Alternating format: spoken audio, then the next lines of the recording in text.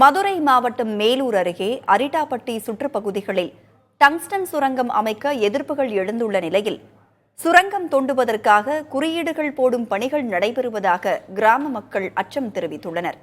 அவர்களுடன் செய்தியாளர் பிரசன்னா நிகழ்த்திய உரையாடலை பார்க்கலாம்.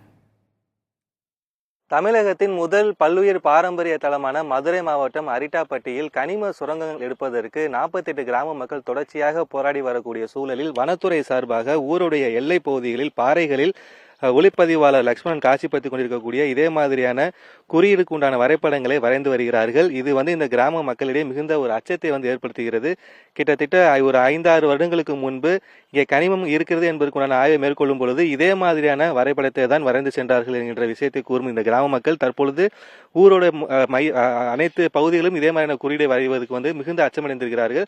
ஆனா இப்போ இந்த பகுதியில வனத்துறை சார்பா ஒரு குறியீடு வரைஞ்சிட்டு வர்றாங்க.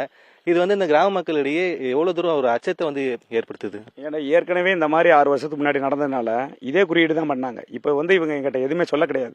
திடீர்னு பார்த்தீங்கன்னா 7 மணிக்கு நைட்டு இந்த குறியீடு போட்டிருக்காங்க. இதை பார்த்துட்டு வந்தவங்க யார் என்னான்னு கேட்டதுக்கு எதுவும் சொல்லாமல் போயிட்டாங்க.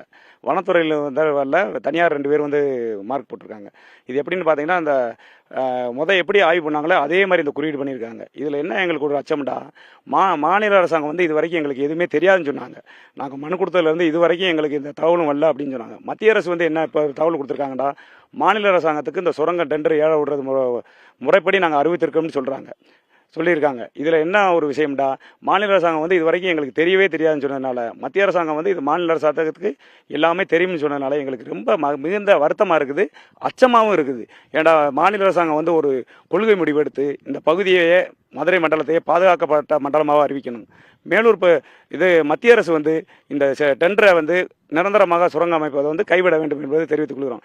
எங்கள் மக்கள் அனைவரும் சேர்ந்து சூழ்நிலை ஆய்வாளர்கள் எல்லாம் கலந்து மதுரை மாவட்டத்தில் 9ஆம் தேதி ஒரு கவன ஈர்ப்பு ஆர்ப்பாட்டம் வச்சுருக்காங்க. அதில் நாங்கள் எல்லாரும் கலந்துக்கிறோம். இது பல அமைப்புகளும் இதில் கலந்துக்கிறாங்க. அதனால் நாங்கள் மாநில அரசுக்கு என்ன சொல்ல விரும்புகிறோம்ன்றா, நிரந்தரமாக இதை தடை செய்கிறதுக்கு நீங்களும் எங்களோட சேர்ந்து ஒத்துழைக்கணும்.